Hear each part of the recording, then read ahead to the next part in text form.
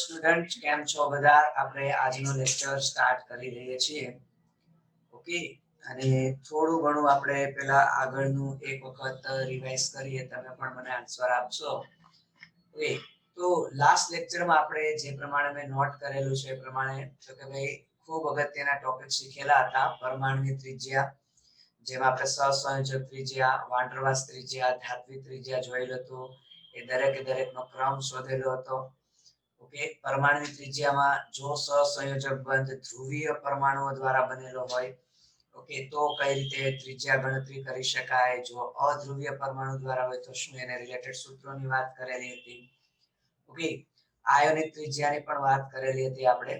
Okay, short and simple એવું કીધેલું હતું કે જનક પરમાણુ કરતા જે ધન આયન હોય એની આપણે ત્રિજ્યા નાની કીધેલી હતી, અને જે ઋણાયન છે એની ત્રિજ્યા મોટી કીધેલી હતી. શા માટે એ બધું લાસ્ટ ટાઈમ ડિટેલમાં આપણે શીખેલા છીએ. દરેક cut to cut, point by points, દરેકના એક્ઝામ્પલ સાથે, એમસીક્યુ સાથે આપણે વાત કરેલી હતી. ક્લિયર? ઓકે, અને આપણું કન્ટિન્યુ હતું આયનીકરણ એન્થાલ્પી. ગ્રુપમાં લાસ્ટ ટાઈમની પીડીએફ શેર કરેલી જ હતી, તમે રિવિઝન કર્યું પણ હશે ગાઈસ. ઓકે, તો કોઈ કહેશે આયનીકરણ એન્થાલ્પીમાં આપણે ક્યાં સ્ટોપ થયેલા હતા? કોઈ કહેશે? ફટાફટ કહી દેજો મને જરા, ક્યાં સ્ટોપ થયેલા હતા? કોઈ કહેશે મને? આયનીકરણ એન્થાલ્પીમાં યાદ છે કોઈને? કે પછી ખાલી લાઈવ લેક્ચરમાં જ ભાઈ ટાઈમ છે તો આવી ગયા, કઈ રિવિઝન કરેલું છે તો એ આન્સર આપવો જોઈએ ફટાફટ.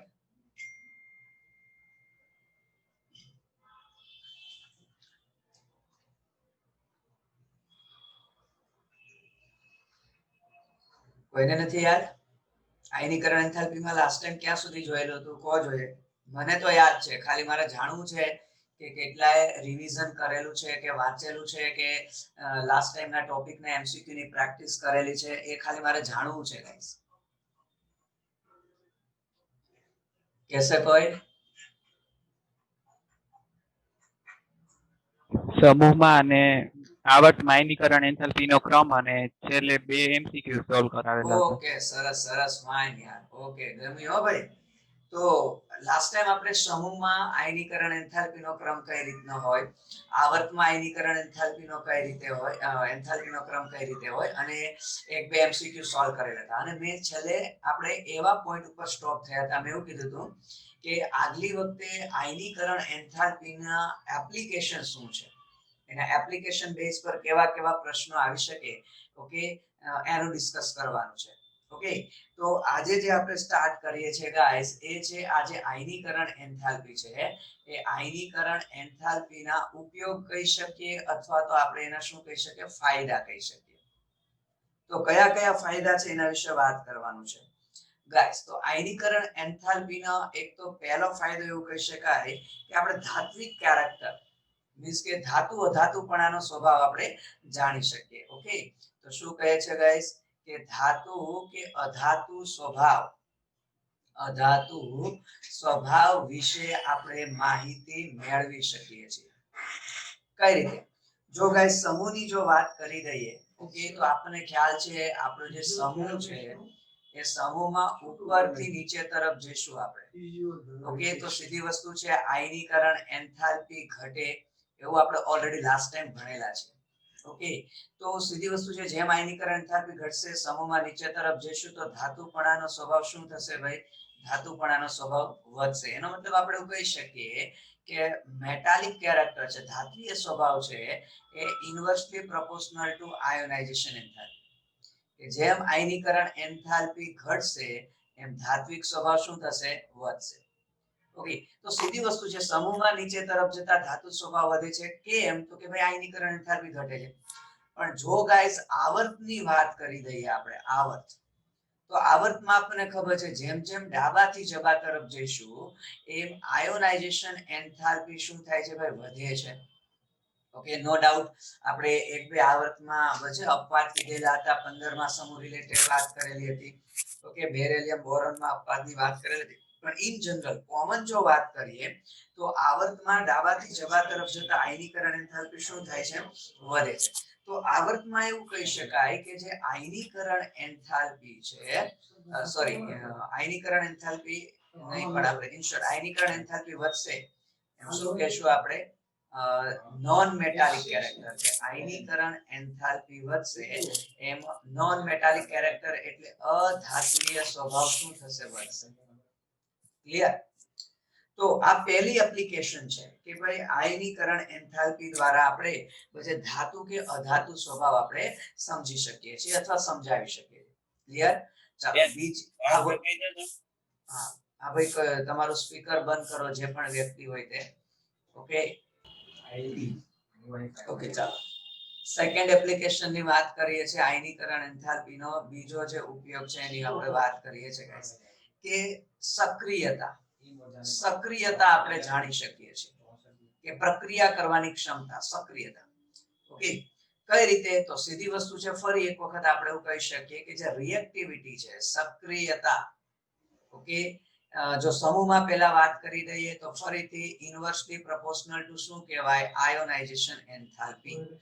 ઓકે, જેટલી આયનીકરણ એન્થાલ્પી ફરીથી ઓછી એટલી સક્રિયતા શું થશે ભાઈ, વધશે. સક્રિયતા વધશે એટલે તો આપણે કહી સપોઝ પહેલા સમૂહનું ઉદાહરણ લઈએ તો lithium, sodium, potassium. In short નીચે તરફ જતા જોઈ શકો છો કદ વધે છે. કદ વધે તો આયનીકરણ એન્થાલ્પી શું થવાની છે ભાઈ, આયનીકરણ એન્થાલ્પી ઘટવાની છે. એનો મતલબ જેમ જેમ નીચે જઈશું એમ ઇલેક્ટ્રોન સહેલાઈથી ગુમાવશે. ઓકે, અને ઇલેક્ટ્રોન સહેલાઈથી ગુમાવશે તો ઓબ્વિયસલી છે એની પ્રક્રિયામાં ભાગ લેવાની વૃત્તિ પણ કેવી હશે, વધારે હશે. પ્રક્રિયામાં ભાગ લેવાની વૃત્તિ કેવી હશે ગાઈસ, વધારે હશે. તો બીજી એપ્લિકેશન આપણે એવું કહી શકીએ, સક્રિયતા વધે છે. નો ડાઉટ ગાઈસ, એક વસ્તુ ધ્યાન રાખજો, આ ખાસ ધાતુ માટે આ આપણે સંબંધ લાગુ પાડી શકીએ કે આ જે સક્રિયતા છે એ આયનીકરણ એન્થાલ્પીને વ્યસ્ત પ્રમાણમાં છે. કારણ કે ગાઈસ જો અધાતુની વાત કરી રહી આપણે, સપોઝ હવે હું 17મો સમૂહ કહી દઉં, ફ્લોરિન, ક્લોરિન, બ્રોમિન, આયોડિન વાળો, તો એમાં તો સક્રિયતા પાછી ઇલેક્ટ્રોનેગેટિવિટી ને સમપ્રમાણમાં હોય. એમાં ઇલેક્ટ્રોનેગેટિવિટી છે એટલે ગાઈસ ખાસ કરીને જે મેં ઉપર જે આ રિલેશન લખેલો છે એ રિલેશન કોના માટે લખેલો છે ભાઈ, ધાતુ સ્વભાવ માટે મેં લખેલો છે. ક્લિયર? ઓકે, ચાલો ત્રીજી એપ્લિકેશન જોઈએ છે આપણે. યસ, તો આયનીકરણ એન્થાલ્પી છે ગાઈસ, એનો જો ત્રીજો ફાયદો, ત્રીજી એપ્લિકેશન જોઈ લઈએ તો એવું કહી શકાય, રિડ્યુસિંગ કેરેક્ટર મીન્સ કે રિડક્શન કરતાનો સ્વભાવ આપણે નક્કી કરી શકીએ. રિડક્શન કરતા સ્વભાવ નક્કી કરી શકાય. કઈ રીતે ગાઈસ? તો આપણે ફરી એકની એક વાત કરી દઈએ કે સમૂહમાં ઉપરથી નીચે તરફ જઈશું તો આપણને ખ્યાલ છે આયનીકરણ એન્થાલ્પી ઘટે છે. અને આયનીકરણ એન્થાલ્પી ઘટે તો ઓબ્વિયસલી છે, હમણાં જ આપણે વાત કરી દીધી, ઇલેક્ટ્રોન સહેલાઈથી ગુમાવશે. જેટલું સહેલાઈથી ઇલેક્ટ્રોન ગુમાવે, ઓકે, એટલે પોતાનું શું થયું કહેવાશે ભાઈ, પોતાનું સિમ્પલ વસ્તુ છે ઓક્સિડેશન કહેવાશે. તો બીજાનું શું હશે ભાઈ, રિડક્શન હશે. એનો મતલબ સાદી ભાષામાં કહીએ તો જેમ આયનીકરણ એન્થાલ્પી ઓછી એમ રિડક્શન કરતા સ્વભાવ વધારે. એટલે આપણે આયનીકરણ એન્થાલ્પી અને રિડક્શન કરતા સ્વભાવ પણ શું કહી શકાય, ચાલો આ રિડ્યુસિંગ એજન્ટ એ પણ કહી શકીએ વ્યસ્ત પ્રમાણમાં છે. કે જેટલી આયનીકરણ એન્થાલ્પી ઓછી હશે ગાઈસ, એટલો રિડક્શન કરતા સ્વભાવ શું હોય, વધારે હોય છે. ક્લિયર? તો આ પણ એક સરસ મજાનો કન્સેપ્ટ છે. જેમ કે સપોઝ આપણે ફરી 17મા સમૂહનું હું એક્ઝામ્પલ સમજાવવાનો પ્રયત્ન કરું કે ફ્લોરિન, ક્લોરિન, બ્રોમિન, આયોડિન. આપણને ખ્યાલ છે આ સમૂહમાં નીચે તરફ જઈએ તે રીતની વાત છે. તો તમને ખ્યાલ હશે ગાઈસ, ફ્લોરિન છે તે પ્રબળ ઓક્સિડેશન કરતા છે. ઓકે, અને આયોડિન જો કમ્પેરેટિવલી કહીએ તો નો ડાઉટ ઓક્સિડેશન કરતા છે, પણ નિર્બળ ઓક્સિડેશન કરતા છે. તો અલ્ટિમેટલી હું કહી શકું કે ભાઈ નિર્બળ ઓક્સિડેશન કરતા છે, તો અલ્ટિમેટલી કેવો કહી શકાય, પ્રબળ રિડક્શન કરતા કહી શકાય. પ્રબળ શું કહી શકાય, રિડક્શન કરતા કહી શકાય. ક્લિયર? જો કે ગાઈસ આ આયોનાઇઝેશન એન્થાલ્પીના એપ્લિકેશનમાં છે, બાકી વાસ્તવમાં કોણ પ્રબળ ઓક્સિડેશન કરતા, કોણ પ્રબળ રિડક્શન કરતા એ ઈએમએફ સિરીઝ પરથી નક્કી કરી શકાય. ગાઈસ ઈએમએફ સિરીઝ ઇલેક્ટ્રોકેમિસ્ટ્રી આપણો ખૂબ ખૂબ ખૂબ અગત્યનો ક્વેશ્ચન છે, ટોપિક છે. એના પરથી એમ કહી શકાય ને, ઈએમએફ સિરીઝ એક ટોપિક ઉપર હજારોની સંખ્યામાં એમસીક્યુ બને, હજારોની સંખ્યામાં. વેરી ઇન્ટરેસ્ટિંગ ટોપિક છે, ઇલેક્ટ્રોકેમિસ્ટ્રીના લેક્ચર બની ગયા છે.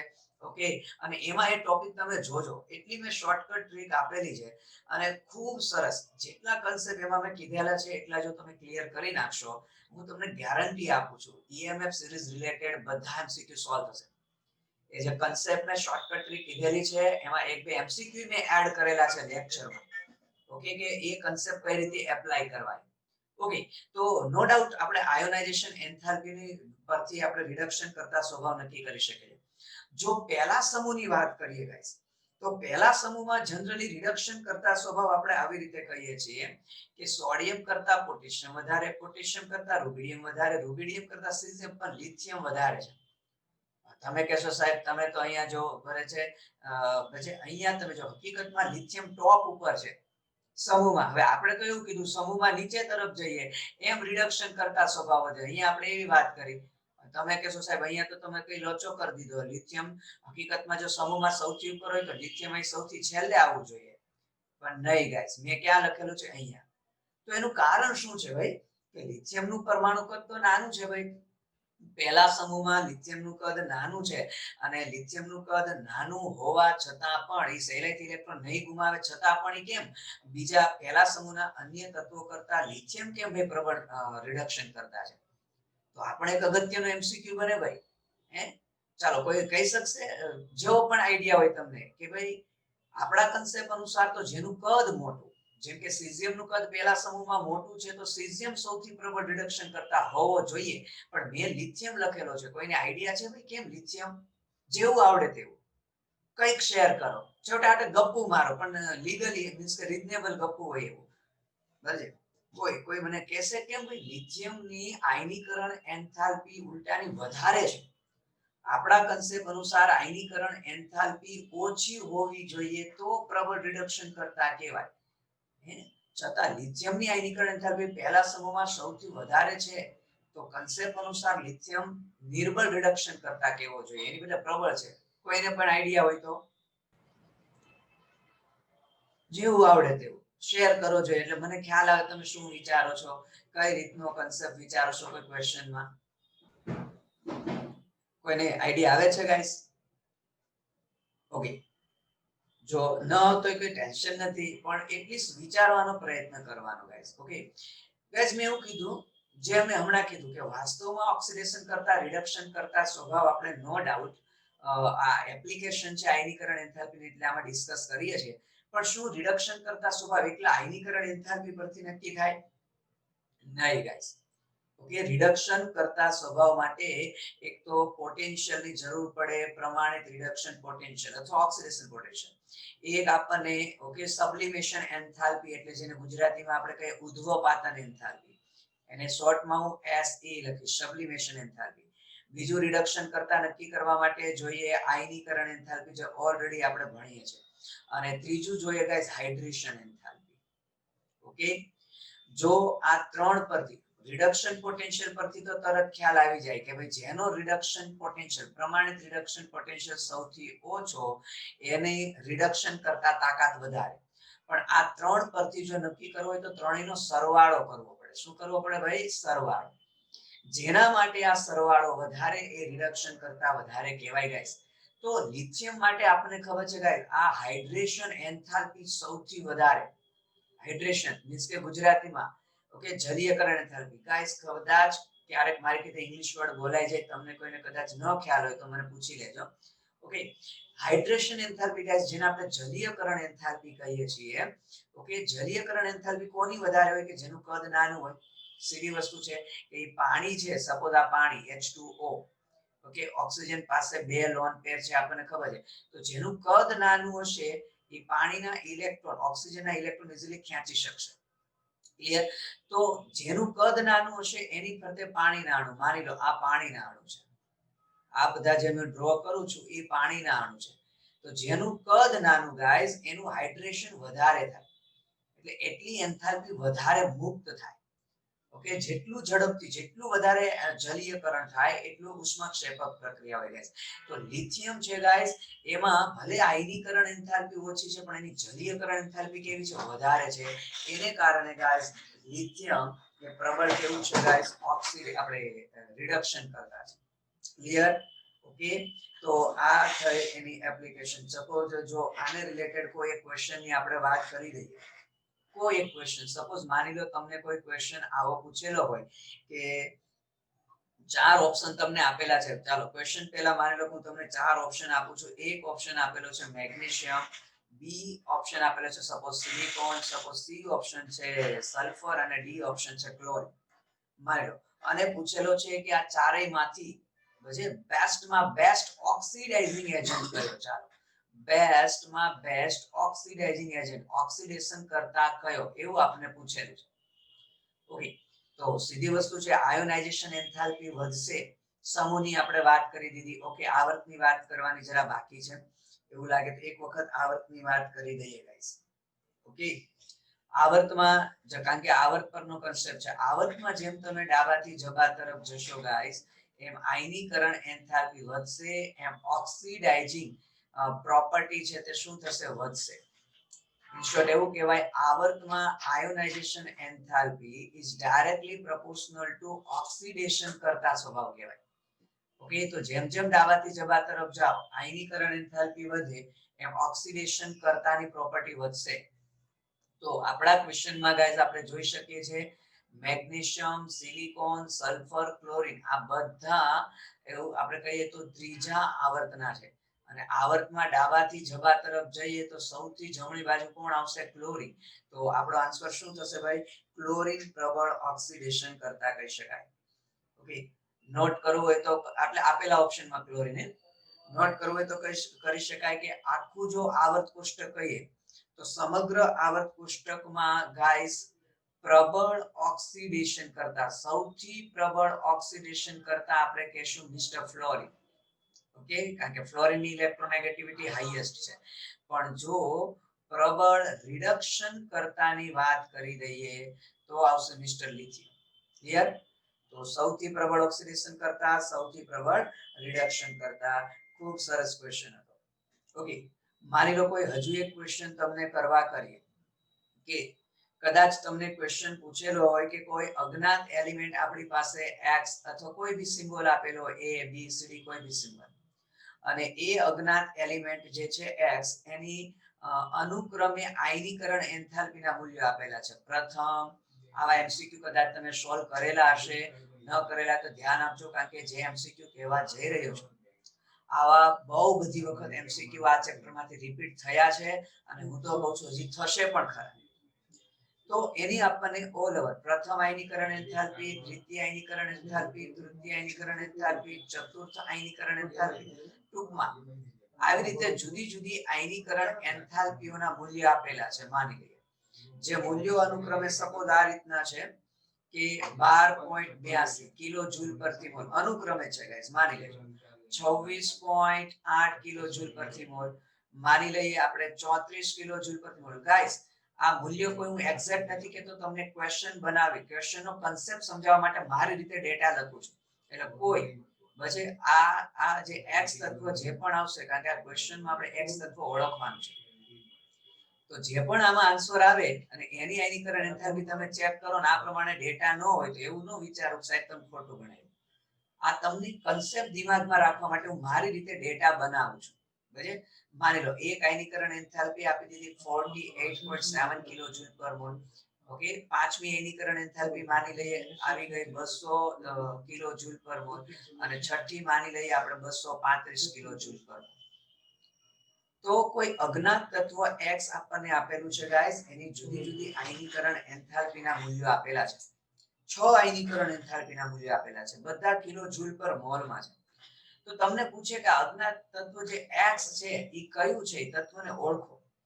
માની લો તમને ઓપ્શન આપેલા હોય, a ઓપ્શન છે મેગ્નેશિયમ, b ઓપ્શન સપોઝ કહી દઈએ સોડિયમ, c ઓપ્શન સપોઝ કહી દઈએ ક્લોરીન અને d ઓપ્શન સપોઝ કહી દઈએ મિસ્ટર સિલિકોન. ઓકે, તો વિચારો જોઈએ ગાઈસ કયો આન્સર આવશે. એમાં મેં તમને 6 આયનીકરણ એન્થાલ્પીના મૂલ્યો આપેલા છે. કોઈને પણ લોજિક લાગતું હોય, આઈડિયા આવતો હોય, પ્લીઝ પ્લીઝ બધાએ ટ્રાય કરવાની છે આન્સર આપવાની. પ્લીઝ જેવું પણ તમારું લોજિક દોડતું હોય બસ એ પ્રમાણે આન્સર આપવાની ગાઈસ ટ્રાય કરવાની છે. હા હા, કયું કયું, કોણ બોલે છે? ઓકે, એક આન્સર કે છે ક્લોરીન. ચાલો, એક આન્સર ક્લોરીન કે છે. ચાલો, જે પણ એને એ ભાઈલાએ તર્ક લગાવ્યો હોય, બસ ક્લોરીન સાચું કોઈ હોઈ શકે, ખોટું બી હોઈ શકે. બીજા કોઈ સ્ટુડન્ટ? સિલિકોન. સિલિકોન. ઓકે, એક આન્સર આવે છે સિલિકોન. ચાલો, એક ક્લોરીન કીધું, એક સિલિકોન. ચાલો, બે ઓપ્શન બાકી છે, મેગ્નેશિયમ, સોડિયમ. ફટાફટ, બે ઓપ્શન બાકી છે હજી આપણા. ઓકે, તો મીન્સ કે સરસ. ચાલો, જેને પણ આન્સર આપવાનો પ્રયત્ન કર્યો ગાઈસ, થેન્ક યુ કે તમે બધા આન્સર આપવાનો પ્રયત્ન કર્યો, મને ગમ્યું. તો રાઈટ આન્સર આપણો સિલિકોન છે ભાઈ. ઓકે, કેમ સિલિકોન છે? તો તમે જોવો ગાઈસ, અહીંયા પ્રથમ, દ્વિતીય, તૃતીય અને ચતુર્થ, આ ચાર આયનીકરણ એન્થાલ્પી પછી જે પાંચમી આયનીકરણ એન્થાલ્પી આવે છે, એમાં જો અચાનક જમ્પ આવી ગયું 48 માંથી 200. આ પ્રથમ ચાર આયનીકરણ એન્થાલ્પી બહુ નજીક નજીક હતી, પણ જ્યારે ચોથામાંથી પાંચમામાં ગયા તો અચાનક આયનીકરણ એન્થાલ્પીમાં શું આવી ગયો ગાઈસ? જમ્પ આવી ગયો. એનો મતલબ આ એવો કોઈ પરમાણુ છે કે જે 4 ઇલેક્ટ્રોન ગુમાવ્યા પછી, મીન્સ કે 4 આયનીકરણ એન્થાલ્પી પછી એની રચના કેવી બની જતી હશે? સ્થાયી બની જતી હશે. ક્યાં તો ઉમદા વાયુ તત્વ જેવી બનતી હશે, અથવા તો કોઈ બી રીતે પરમાણ્વીય કક્ષક અર્ધપૂર્ણ કે સંપૂર્ણ ભરાયેલી બનતી હોય સ્થાયી રચના. તો ચોથામાંથી પાંચમામાં અચાનક આયનીકરણ એન્થાલ્પી વજે જમ્પ કરીને 48 માંથી 200 થઈ ગઈ. એનો મતલબ આપણે એવું તત્વ વિચારવાનું છે કે જેની બાહ્યતમ કક્ષામાં કેટલા ઇલેક્ટ્રોન હોય? 4. અને આપેલા જે ચાર ઓપ્શન છે એમાંથી સિલિકોન એક જ એવું છે કે જેની બાહ્યતમ કક્ષામાં કેટલા ઇલેક્ટ્રોન છે ગાઈસ? 4. સરસ, ફાઇન, ગમ્યું ગાઈસ, ગમ્યું. ઓકે, ચાલો નેક્સ્ટ આગળ વાત કરીએ છીએ ગાઈસ. એ રીતે જો વાત કરી દઈએ ગાઈસ, બીજું આપણે એક એપ્લિકેશન જોઈએ. એપ્લિકેશન નંબર આપણે કહીએ છીએ 5. ઓકે, કે ઓક્સિડેશન અવસ્થાની સ્થાયીતા પણ નક્કી કરી શકાય. ઓક્સિડેશન અવસ્થાની સ્થાયીતા પણ આપણે નક્કી કરી શકીએ છીએ. કોને આધારે ગાઈસ? આયનીકરણ એન્થાલ્પીને આધારે. ખૂબ સરસ કન્સેપ્ટ છે. માની લો કે જો ક્રમાનુસાર બે આયનીકરણ એન્થાલ્પીનો તફાવત, ઓકે, બે આયનીકરણ એન્થાલ્પીનો તફાવત આપણે કહીએ છીએ greater than or equal to 16 electron volt per atom. Okay, તમને આયનીકરણ એન્થાલ્પીના મૂલ્યો આપેલા હોય ક્વેશ્ચનમાં અને કીધું હોય કે જે બે ક્રમાનુસાર બે આયનીકરણ એન્થાલ્પીનો તફાવત 16 જેટલો હોય અથવા 16 કરતા વધારે હોય ગાઈસ, તો આવા કેસમાં ખાસ નોટ કરજો ગાઈસ, જે નીચી ઓક્સિડેશન અવસ્થા હોય ને એની સ્થાયીતા વધુ હોય. જેમ કે હું તમને એક્ઝામ્પલ આપવા કરું કે આ સોડિયમ છે, એ માની લો સોડિયમ પ્લસ પ્લસ ઇલેક્ટ્રોન બનાવ્યું છે, બરાબર? અને ફરીથી આ જે સોડિયમ પ્લસ છે, ફરીથી એ બનાવ્યું છે સોડિયમ પ્લસ 2 E. એટલે આ પ્રથમ આયનીકરણ એન્થાલ્પી છે, આ દ્વિતીય આયનીકરણ એન્થાલ્પી છે. દ્વિતીય ગાઈસ, માની લો આનો તફાવત તમને આપેલો છે round about 41 electron volt per atom છે. તો ક્વેશ્ચનમાં આપણે કહી દીધેલું હોય છે, અથવા ડાયરેક્ટલી આ તફાવત નો આપેલો હોય તો પ્રથમ બે આયનીકરણ એન્થાલ્પી આપેલી હોય તો આપણે તફાવત લેતા તો આવડે જ છે ને. તફાવત ગણી લેવાનો. જો 16 જેટલો કે 16 કરતા વધારે હોય તો હવે તમને પૂછે કોની સ્થાયીતા વધારે છે, તો ઓબ્વિયસલી જે મેં એવું કીધું કે જ્યારે પ્રથમ બે આયનીકરણ એન્થાલ્પીનો તફાવત 16 કે 16 કરતા વધારે હોય તો જે નીચી ઓક્સિડેશન અવસ્થા છે એની સ્થાયીતા વધારે. એટલે ગાઈસ, સોડિયમમાં સોડિયમ પ્લસ આ વધુ સ્થાયી થશે. આ સોડિયમ પ્લસ કેવો થશે ગાઈસ? વધુ સ્થાયી થશે. એ જ રીતે ગાઈસ, જો હું તમને એલ્યુમિનિયમના એક્ઝામ્પલ દ્વારા સમજાવું, માની લો તમને કદાચ ઓપ્શન આ રીતે આપેલા હોય કે એલ્યુમિનિયમ માટે સ્થાયીતાનો ક્રમ શું છે, કે સપોઝ એક ઓપ્શન આવી રીતે આપેલો, ચાલો L+3 L+2 L+1. સપોઝ બીજો ઓપ્શન કદાચ આવો આપ્યો છે +1 વધારે સ્થાયી, +2 +3. સપોઝ ત્રીજો ઓપ્શન આવો આપેલો છે કે L+3 પછી સપોઝ L+1 મૂકી દઈએ અને સપોઝ છેલ્લે L+2 કહીએ.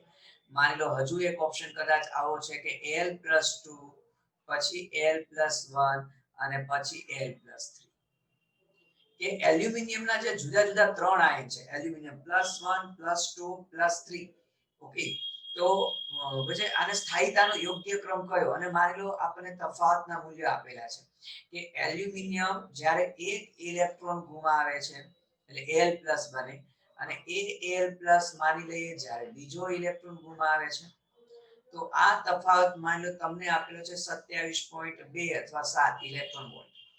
ઓકે, અને માની લો જો Al+ ફરીથી Al+, Al+2 અને પ્લસ ઇલેક્ટ્રોન, અને સપોઝ આપણે કહી દઈએ Al+2 ફરી પાછો એક ઇલેક્ટ્રોન ગુમાવશે Al+3 ઇલેક્ટ્રોન, માની લો આ તફાવત આપેલો છે 12.4 ઇલેક્ટ્રોન વોલ્ટ. ક્લિયર? તો માની લો આ રીતનું આપેલું છે તમને. ક્લિયર? તો સીધી વસ્તુ છે ગાઈસ, આ પહેલા ડેટા પરથી આપણે એવું કહી શકાય, જો આ જે તફાવત છે એ 16 અથવા 16 કરતા કેવો છે, વધારે છે. ઓકે, તો એટલું તો કન્ફર્મ થઈ ગયું કે ભાઈ Al+2 કરતા Al+1 કેવો છે ભાઈ, વધારે થાય છે. Al+1 કેવો છે ભાઈ, વધારે થાય છે. ક્લિયર? એ આપણે આ રૂલ્સ પરથી કીધું. હવે બીજામાં શું છે, જો 16 કરતા ઓછું છે એ રૂલ્સ આપણે કીધો નથી, તો એના માટે કહી દઈએ કે જો ગાઈસ આયનીકરણ એન્થાલ્પીનો જે તફાવત છે, તફાવત, ઓકે, એનું મૂલ્ય આપણે લેસ ધેન 16 કહીએ, 16 કરતા ઓછું, તો આની ઉપર જે કન્સેપ્ટ કીધો આ એની કરતા ઉલટું કે 16 કરતા ઓછું હોય તો નીચી ઓક્સિડેશન અવસ્થા, નીચી ઓક્સિડેશન સોરી ભૂલમાં મિસ્ટેક થઈ ગઈ ગાઈસ, નીચી નહીં, ઊંચી ઓક્સિડેશન અવસ્થાની સ્થાયીતા કેવી વધારે.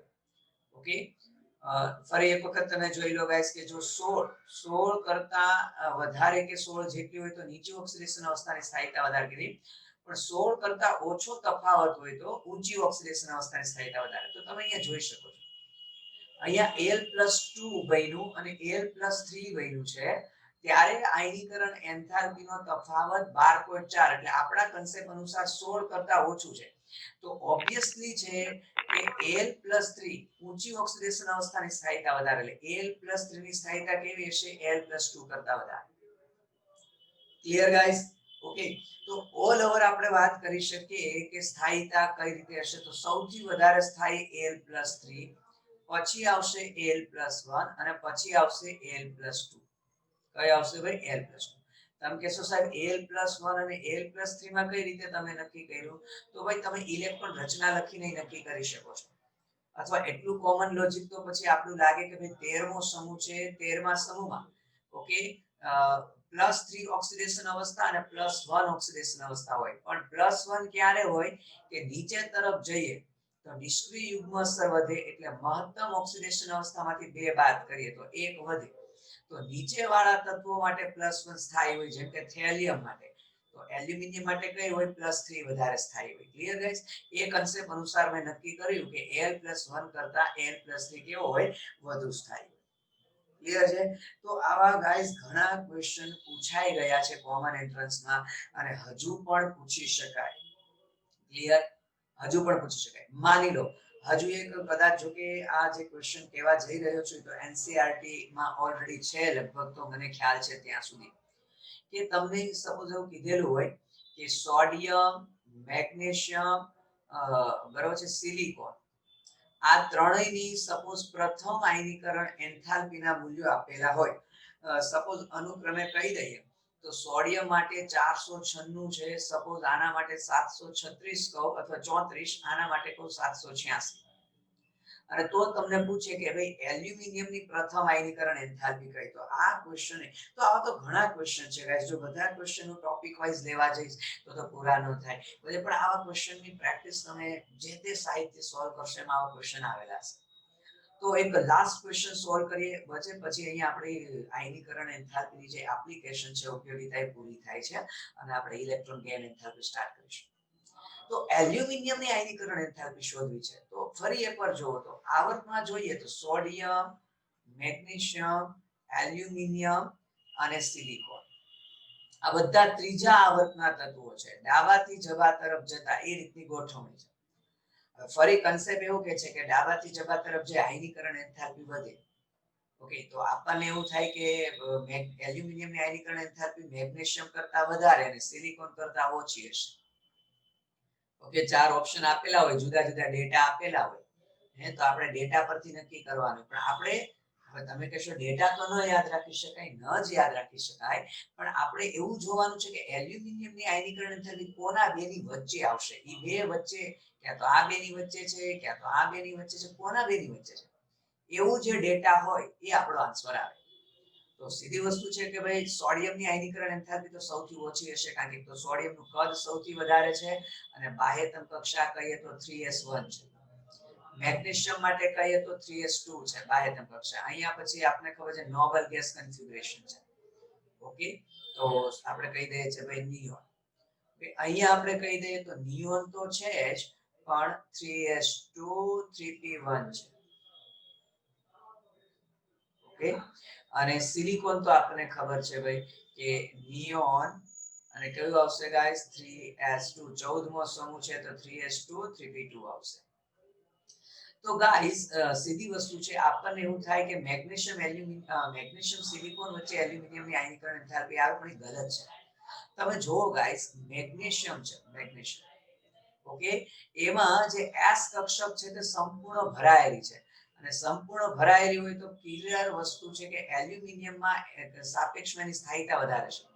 જ્યારે એલ્યુમિનિયમમાં જો 3p1 છે, એલ્યુમિનિયમને સ્થાયી બનવું હોય તો ક્યાં તો p કક્ષકમાં 5 ઇલેક્ટ્રોન આપણે એડ કરવા પડે તો એ 3p6 બને અને સ્થાયી બને, અને ક્યાં તો એના p કક્ષકનો ઇલેક્ટ્રોન ગુમાવી દેવો પડે, એક ઇલેક્ટ્રોન ગુમાવી દેવો પડે તો એ 3s2 સ્થાયીતા પ્રાપ્ત કરે.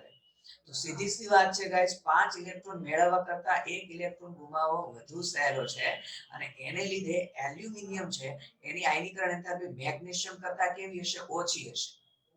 ઓકે, તો હકીકતમાં એલ્યુમિનિયમની આયનીકરણ એન્થાલ્પી છે, એલ્યુમિનિયમની આયનીકરણ એન્થાલ્પી એની કરતા મેગ્નેશિયમ વધારે હોય, કારણ કે મેગ્નેશિયમની જે બાહ્યતમ કક્ષામાં ઇલેક્ટ્રોન રચના છે 3s2 તે વધારે સ્થાયી. તો આપણો આન્સર એવો આવે છે કે એલ્યુમિનિયમની આયનીકરણ એન્થાલ્પી સોડિયમ અને મેગ્નેશિયમ વચ્ચે હોય. ઓકે, સિલિકોનનું તો વધારે હશે જ, કારણ કે સિલિકોનનું કદ પાછું બહુ નાનું છે ગાઈસ. ઓકે, તો સોડિયમ મેગ્નેશિયમની વચ્ચે એટલે 496 અને 736 ઓપ્શનમાં જે આપેલું હશે એ આપણો જવાબ આવશે. ક્લિયર? તો ગાઈસ આ જે દરેકે દરેક આપણે વાત કરેલી છે એ દરેકે દરેક આપણે વાત કોને બેઝ પર કરેલી છે ભાઈ? આયનીકરણ એન્થાલ્પી. અહીંયા આપણે આયનીકરણ એન્થાલ્પી વાળો ટોપિક શું કરીએ છીએ? પૂરો કરીએ છીએ. ક્લિયર?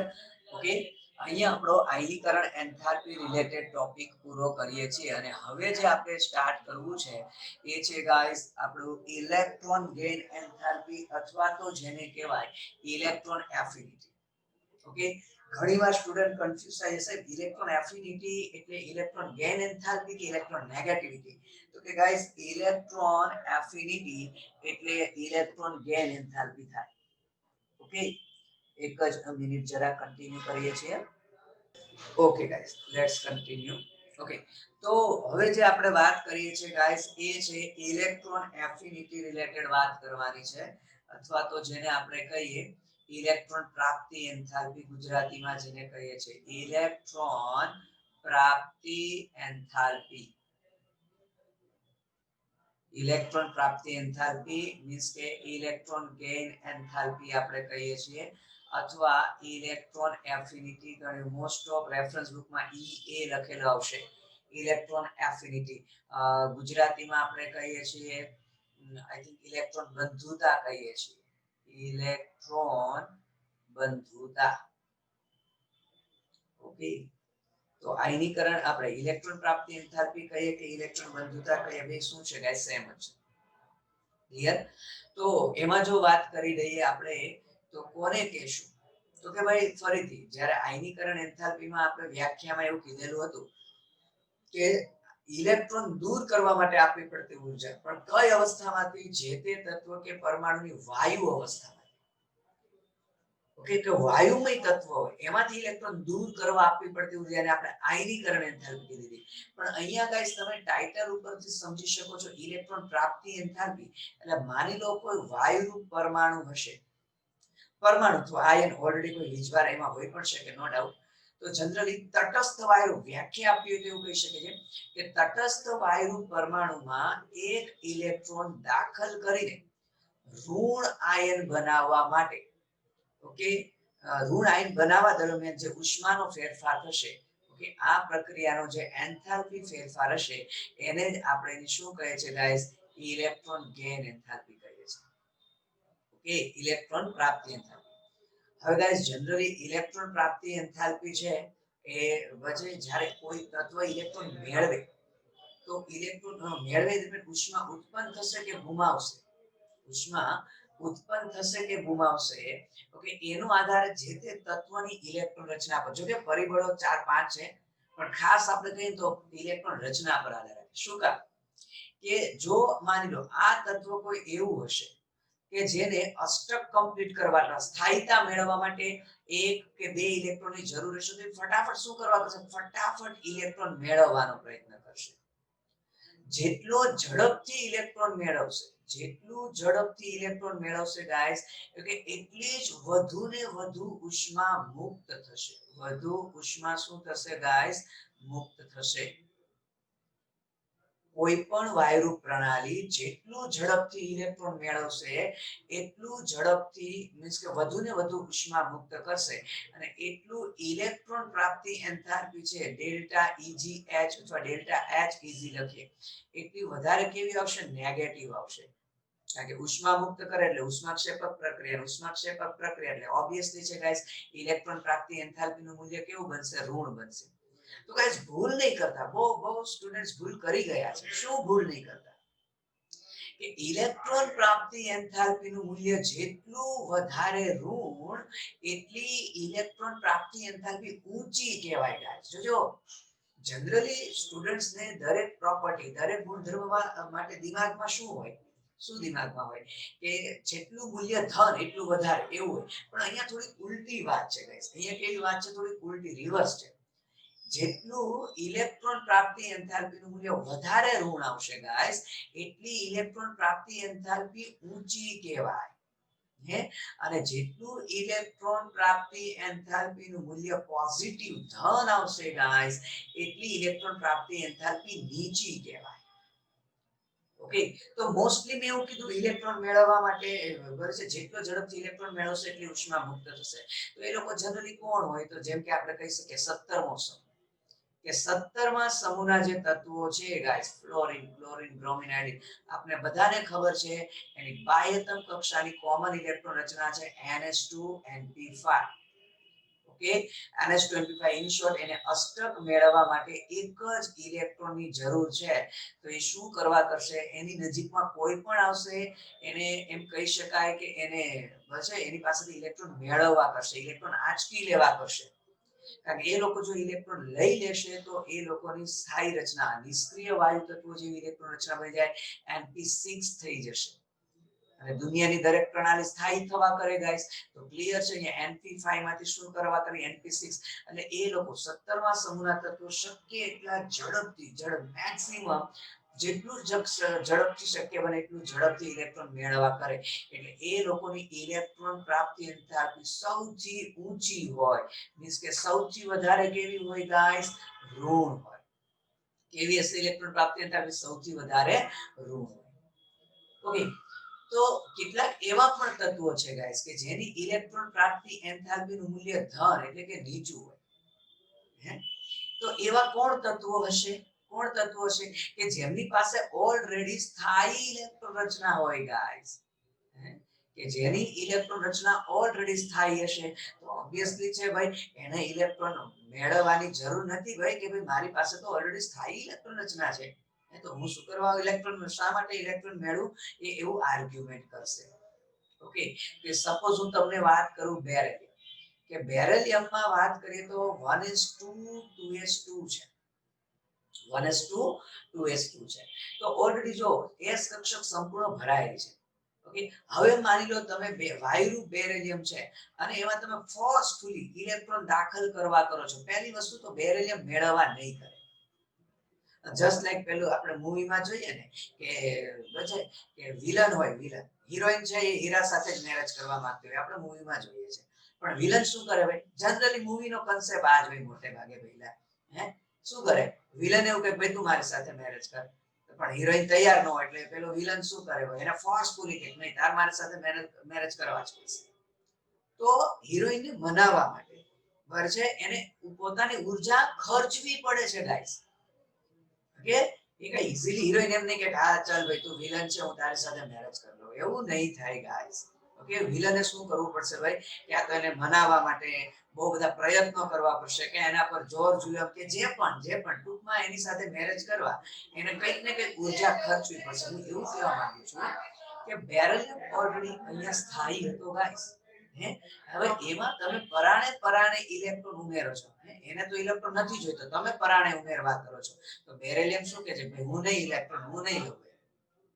તો બેરેલિયમને આપણે મનાવવો પડશે કે તું લઈ લે ને, ઇલેક્ટ્રોન લઈ લે ને, એટલે આપણી ઉર્જા ખર્ચાય છે. મારો કહેવાનો મતલબ એને આપણે ઉર્જા આપવી પડશે કે ભાઈ ઇલેક્ટ્રોન લઈ લે. શું કામ એને?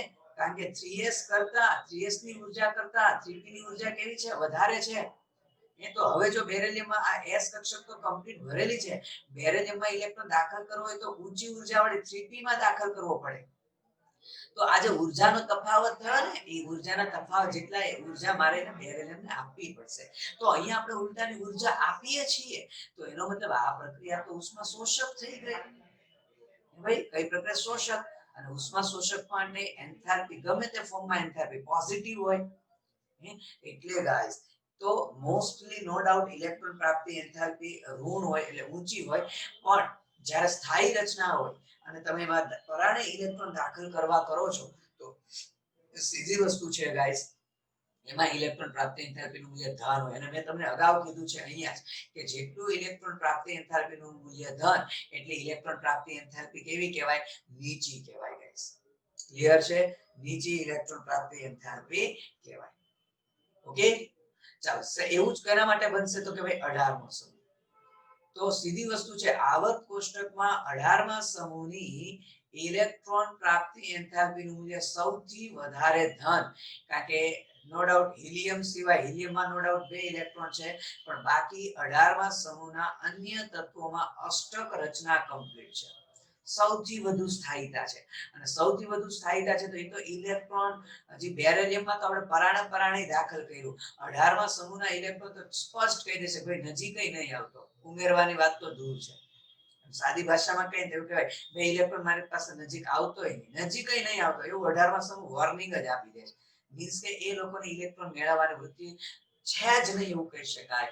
અને એટલે ઇલેક્ટ્રોન પ્રાપ્તિ એન્થાલ્પીનું મૂલ્ય સૌથી વધુ ધન એટલે સૌથી ઓછી કહેવાય. કોના માટે? 18મા સમૂહના તત્વો માટે. ગાઈસ એક ક્વેશ્ચન છે જો કે ઓક્સિજન છે ને, ઓક્સિજન એ જ્યારે એક ઇલેક્ટ્રોન મેળવશે તો O માઈનસ બનાવશે. તો મને ડેટા યાદ નથી, પણ આ છે ને આ ઇલેક્ટ્રોન પ્રાપ્તિ એન્થાલ્પી નેગેટિવ છે. ક્લિયર? મને ડેટા યાદ નથી, પણ હું જસ્ટ તમને સમજાવવા માટે પ્રયત્ન કરું છું. પણ એ જ જે નવો ઓક્સાઇડ આયન બન્યો એમાં ફરી સોરી O માઈનસ છે ગાઈસ, O માઈનસ એ ફરી પાછો એક ઇલેક્ટ્રોન મેળવે અને O-2 બનાવે. તો અહીંયા ઇલેક્ટ્રોન પ્રાપ્તિ એન્થાલ્પી કેવી આવશે, ધન આવશે કે ઋણ? તો ઘણા સ્ટુડન્ટ એવું વિચારે છે કે સાહેબ ઓક્સિજન બે, હા શું કોણ કહેશે, કોઈ બોલ્યું પહેલા?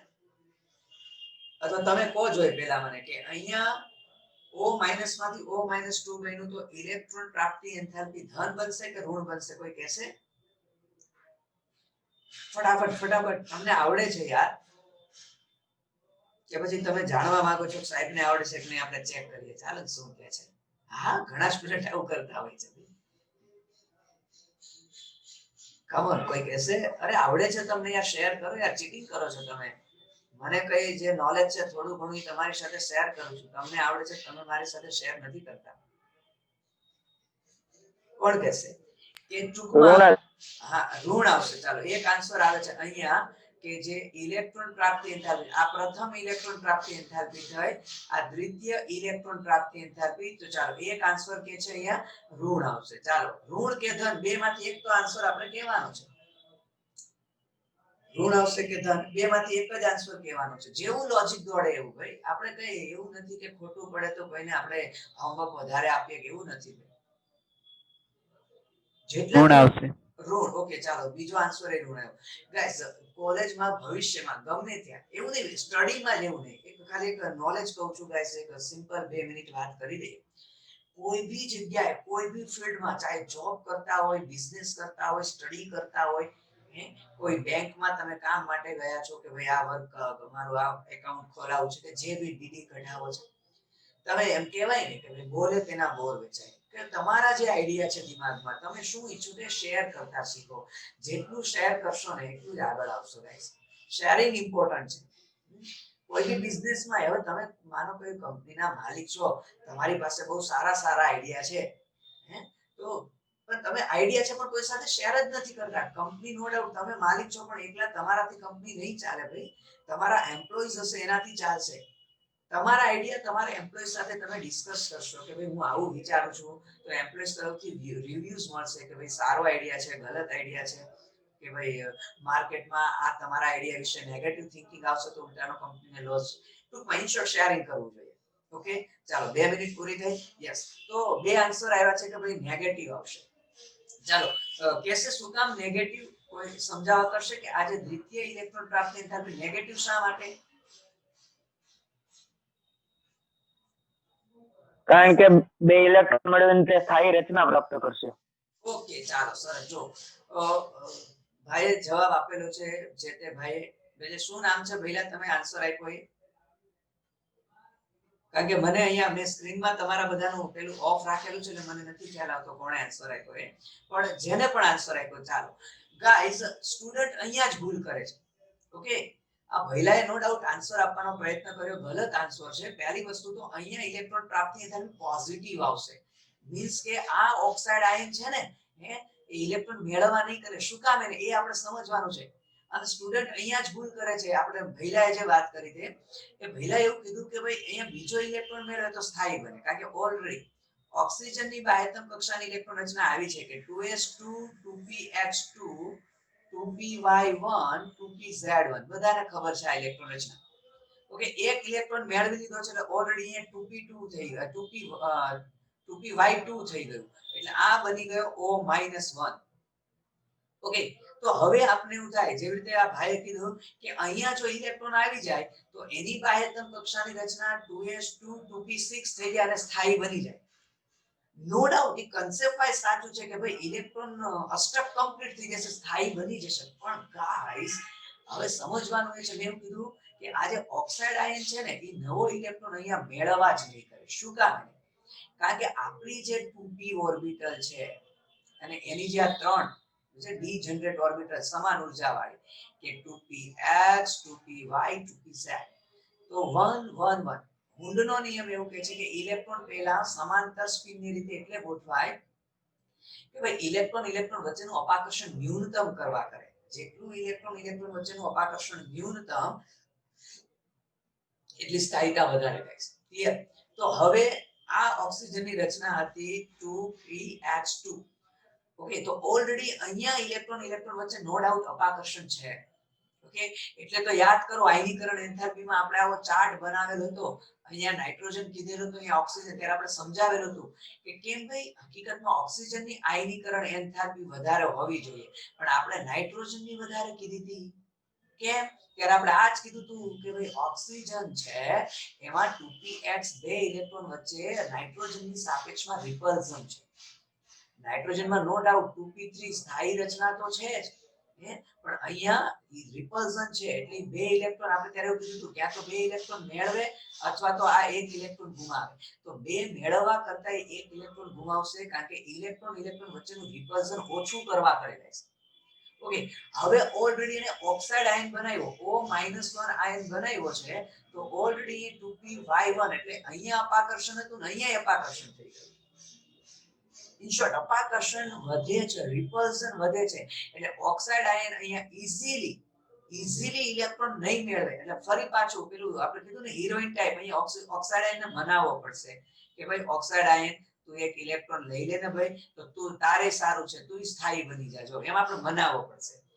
મારો કહેવાનો મતલબ, because of increase in repulsion electron electron repulsion, okay, it is impossible to enter one more electron to the oxide ion.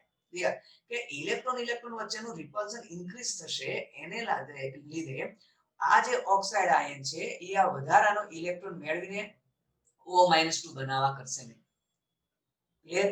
તો ઇલેક્ટ્રોન પ્રાપ્તિ એન્થાલ્પી અહીંયા પોઝિટિવ આવશે ગાઈસ, અથવા તો એવું કહી શકાય એની ઇલેક્ટ્રોન પ્રાપ્તિ એન્થાલ્પીનું મૂલ્ય નીચું આવશે. તો ગાઈસ આ ક્વેશ્ચન તમે જૂના પેપર જોજો અથવા જે તે સાહિત્યમાં આ ક્વેશ્ચન છે પૂછાઈ ચૂકેલો છે, તો આવી ભૂલ નહીં કરતા.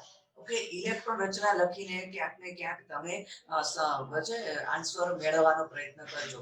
મેં અગાઉ કીધું છે આ ચેપ્ટરના એમસીક્યુ ના માર્ક્સ આપણે આવવા જ જોઈએ, જવા ન જોઈએ, કારણ કે આના થોડુંક લોજિક લગાવશો એટલે આન્સર આવી જશે ગાઈસ.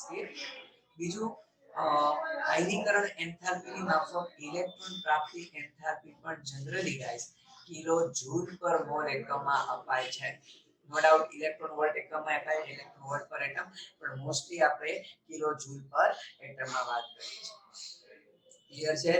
ઓકે, તો આ જે હતું ઇલેક્ટ્રોન પ્રાપ્તિ એન્થાલ્પી. હવે આપણે જે વાત કરવાની છે ગાઈસ એ આપણે વાત કરીશું કે કયા પરિબળો છે કે જે ઇલેક્ટ્રોન પ્રાપ્તિ એન્થાલ્પીને શું કરે છે, અસર કરે છે, અથવા કયા પરિબળો પર આધાર રાખે છે. તો આપણે એવી વાત કરીશું ઇલેક્ટ્રોન પ્રાપ્તિ એન્થાલ્પી. ઇલેક્ટ્રોન પ્રાપ્તિ એન્થાલ્પીને અસર કરતા પરિબળો. અસર કરતા પરિબળો. ચાલો સ્ટેપ બાય સ્ટેપ જે રીતે આયનીકરણ એન્થાલ્પીમાં જોયેલું હતું એ રીતે. તો સૌથી પહેલા ગાઈસ આપણે વાત કરી લઈએ તો એટોમિક સાઇઝ એટલે આપણે કહી શકીએ પરમાણ્વીય કદ. પરમાણ્વીય કદ. તો સિમ્પલ લોજિક છે, ઇલેક્ટ્રોન પ્રાપ્ત કરવો છે. કોણ ઇલેક્ટ્રોન પ્રાપ્ત કરી શકશે કે જેનું જે ઝડપથી ઇલેક્ટ્રોનને ખેંચી શકશે. કોણ ઝડપથી ઇલેક્ટ્રોનને ખેંચી શકશે પહેલા? તો કે જેનું કદ નાનું હશે, કારણ કે ઓબ્વિયસલી છે કદ નાનું હશે તો એની ઇલેક્ટ્રોન આકર્ષવાની વૃત્તિ કેવી હશે, વધારે હશે ગાઈસ. ઓકે, તો એક આપણે એવું કહી શકીએ કે જેમ કદ નાનું એમ ઇલેક્ટ્રોન પ્રાપ્તિ એન્થાલ્પી વધારે. ઇલેક્ટ્રોન પ્રાપ્તિ એન્થાલ્પી કેવી ગાઈસ, વધારે. એટલે વ્યસ્ત સંબંધ છે. ઓકે, તો ઇલેક્ટ્રોન પ્રાપ્તિ એન્થાલ્પી ને કદ સાથે કેવો સંબંધ છે ગાઈસ, વ્યસ્ત. જેટલું કદ નાનું એટલું ઇલેક્ટ્રોન પ્રાપ્તિ એન્થાલ્પી વધારે. ઓકે, પણ જો આપણે આવર્તમાં જરા વાત કરવાનો પ્રયત્ન કરીએ. આવર્તમાં તો ફરીથી આવર્તમાં ડાબાથી જબા તરફ આપણે જઈએ, ડાબી બાજુ જમણી બાજુ. ફરી એક વખત જોજો, લાસ્ટ ટાઈમ નું એક વખત યાદ કરી લઈએ કે જેટલું ડાબી બાજુથી જમણી બાજુ તરફ જાવ છો એમ પહેલી વસ્તુ પરમાણ્વીય ક્રમાંક શું થાય, વધે. ઓકે, પરમાણ્વીય ક્રમાંક વધશે. પરમાણ્વીય ક્રમાંક વધશે તો ઓબ્વિયસલી છે ગાઈસ બાહ્યતમ કક્ષામાં ઇલેક્ટ્રોનની સંખ્યા પણ વધે. પરંતુ જે બાહ્યતમ કક્ષાનો ક્રમ હતો કે બાહ્યતમ કક્ષાનો જે ક્રમ એ તો કેવું રહેવાનું છે ગાઈસ, અચળ રહેવાનું છે. ઇન શોર્ટ શિલ્ડિંગ અસર અચળ રહેશે ગાઈસ. શિલ્ડિંગ અસર પરથી મને જરા યાદ આવ્યું, આયનીકરણ એન્થાલ્પીમાં આપણે એક ટોપિક હજી રહી ગયો. ઓકે, કઈ વાંધો નહીં, પછી કરાવી દઈશ. તમે પણ એવું લાગે તો મને યાદ દેવડાવી દેજો. અસરકારક કેન્દ્રીય વિદ્યુત વીજભાર Z સ્ટાર. આની ગણતરી જો કે નીટમાં થોડુંક ઓછું અગત્યનું છે, હજી સુધીમાં એના પરનો ક્વેશ્ચન નથી આવ્યો અસરકારક કેન્દ્રીય ધન વીજભારની ગણતરીનો, પણ આપણે શીખી લેશું કારણ કે કોઈને કોઈ ટોપિક, કોઈને કોઈ ક્વેશ્ચન પહેલી વાર તો આવવાનો જ છે ગમે ત્યારે. તો ગાઈઝ માફ કરજો જરા આની ગણતરી હું જે સમજાવતા આપણે રહી ગઈ છે આની ગણતરીમાં, પણ આપણું ચેપ્ટર હજી ખતમ નથી થયું, કન્ટિન્યુ છે, આપણે કરાવી દઈશું. પહેલા હવે આ ટોપિક પૂરો કરી લઈએ. તો આ શિલ્ડિંગ અસર પરથી જરા યાદ આવી ગયું ગાઈસ. તો આવર્તમાં ડાબાથી જબા તરફ જઈએ એમ શિલ્ડિંગ અસર કેવી રહે છે ગાઈસ, અચળ રહે છે. શિલ્ડિંગ અસર અચળ રહે છે. એટલે કહી શકીએ કે ઇલેક્ટ્રોનનું કેન્દ્ર પ્રત્યે આકર્ષણ બળ, ઇલેક્ટ્રોનનું કેન્દ્ર પ્રત્યે આકર્ષણ બળ વધે છે.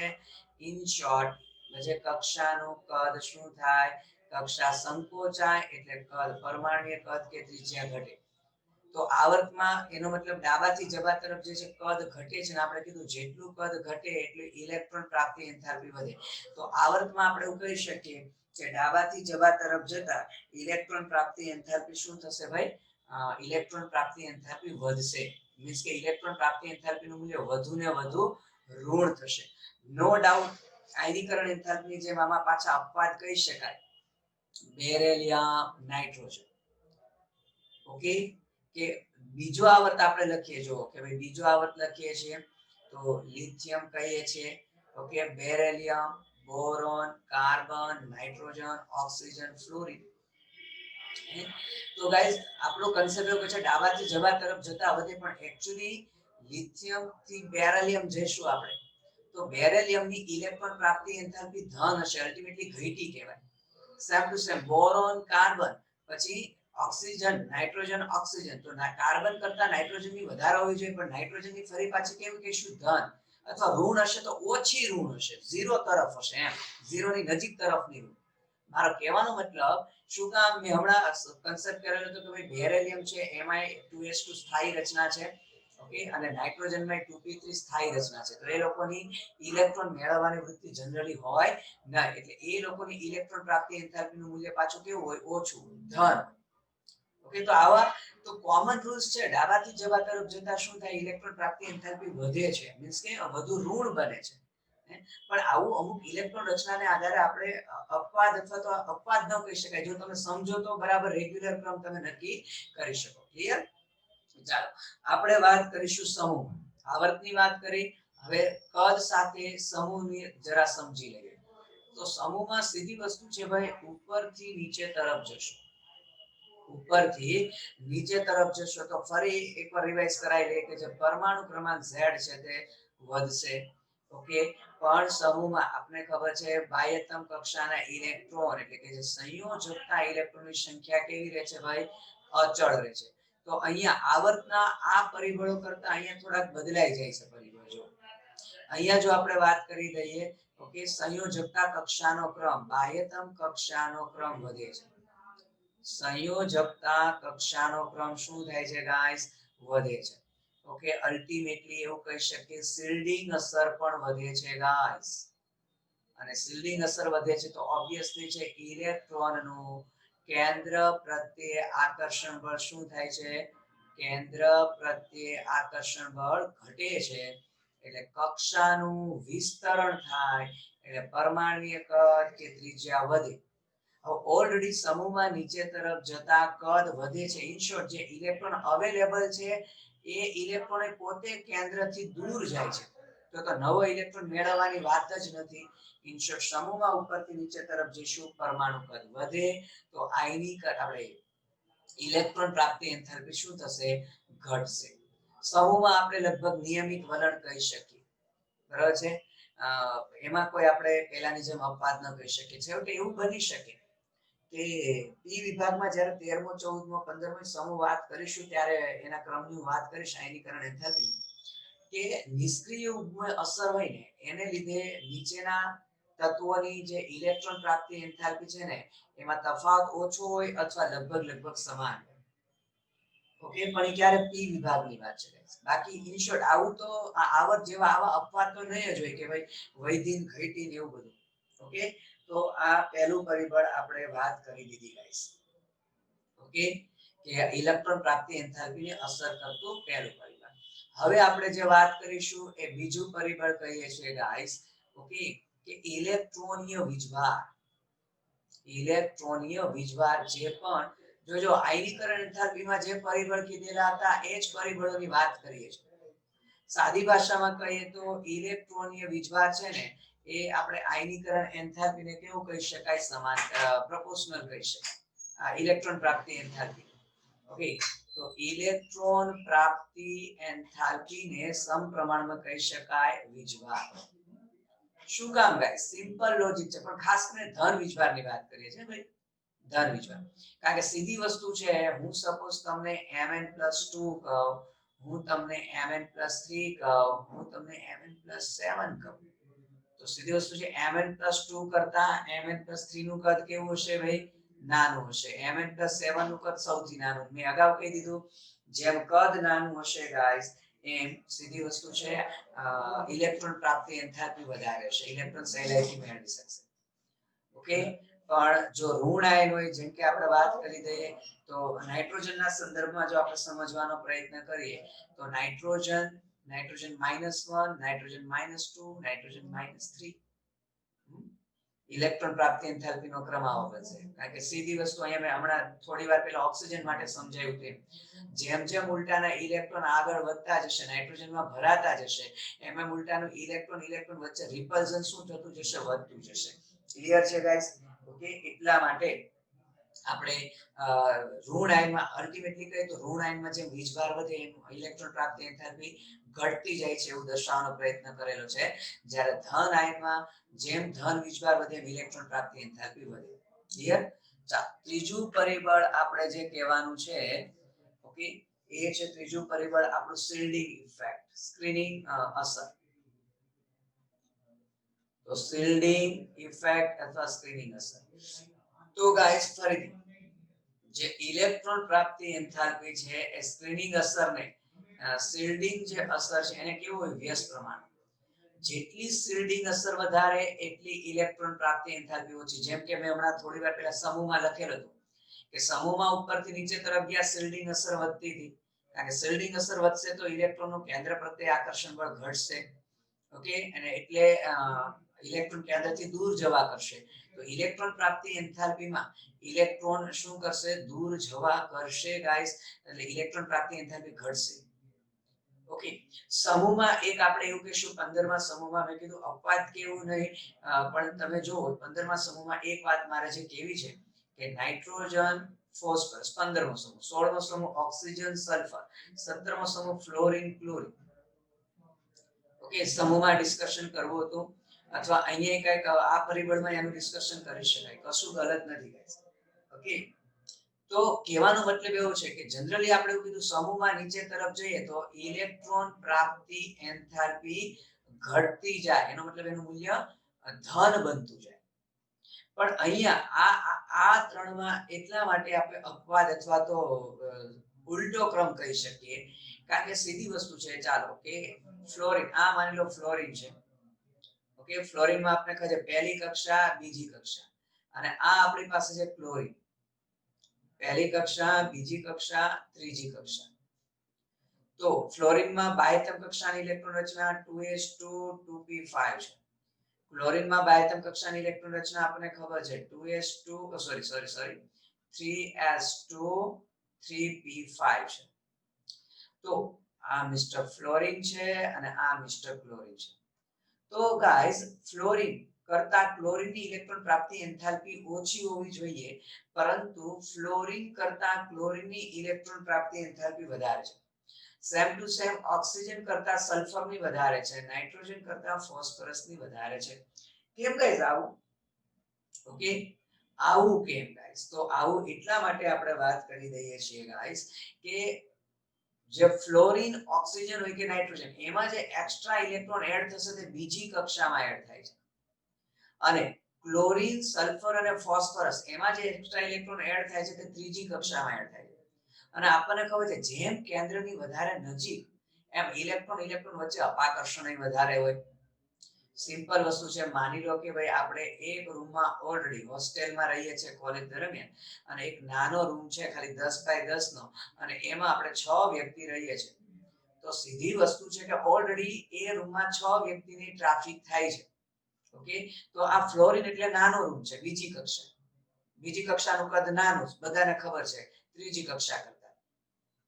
તો આ બીજી કક્ષા ફ્લોરિન છે એવું માની લો, અને આ છે તે મોટો રૂમ છે, એમાં 6 વ્યક્તિ રહે છે. ઓકે, તો આ ક્લોરિન છે. તો ઓલરેડી અહીંયા ફ્લોરિનના કેસમાં ઓલરેડી એક રૂમમાં 6 વ્યક્તિમાં ટ્રાફિક છે, અને એમાંય જો એક્સ્ટ્રા ન્યૂ એડમિશન આવે ને એમ કે સર મારે મીન્સ કે આ મિત્રોને એમ કે ભાઈ મારે તમારી સાથે રહેવું છે, તો ઓબ્વિયસલી જે આ 6 મિત્રો શું કહે છે, નહીં ભાઈ અમારી પાસે જગ્યા જ નથી, કારણ કે ઓલરેડી ટ્રાફિક છે ભાઈ, ઓલરેડી ટ્રાફિક છે. જ્યારે અહીંયા કદાચ જશે, નો ડાઉટ અહીંયા એક રૂમમાં ભલે રૂમ આની કરતા થોડો મોટો છે, પણ અહીંયા એક રૂમમાં 6 વ્યક્તિને ટ્રાફિક તો છે જ, પણ છેવટે આ લોકો એડજસ્ટ કરશે નહીં ભાઈ તું આવી જા અમારી સાથે, હજી સમાવી શકીશ. તો સેમ એવું કંઈક અહીંયા છે કે ફ્લોરિનમાં જે નવો ઇલેક્ટ્રોન ઉમેરાય છે એ બીજી કક્ષામાં ઉમેરાય છે. બીજી કક્ષાનું કદ નાનું છે અને કેન્દ્રની નજીક છે, તો બીજી કક્ષામાં ઇલેક્ટ્રોન વચ્ચેનું જે રિપલ્ઝન છે એ ત્રીજી કક્ષાના ઇલેક્ટ્રોન રિપલ્ઝન કરતા કેવું હોય? ઓછું હોય. ટૂંકમાં અહીંયા ઇલેક્ટ્રોન અપાકર્ષણ વધારે છે, એની કમ્પેરમાં અહીંયા ઓછું છે અને કક્ષાનું કદ મોટું છે, તો અહીંયા ઇલેક્ટ્રોન સહેલાઈથી દાખલ કરી શકે. તો એનો મતલબ એવું કહી શકાય કે નાઇટ્રોજન, ઓક્સિજન, ફ્લોરિન કરતા આમ જોવા જઈએ તો ફોસ્ફરસ, સલ્ફર અને પછી ક્લોરીન ઇલેક્ટ્રોન પ્રાપ્તિ એન્થાલ્પી વધારે છે.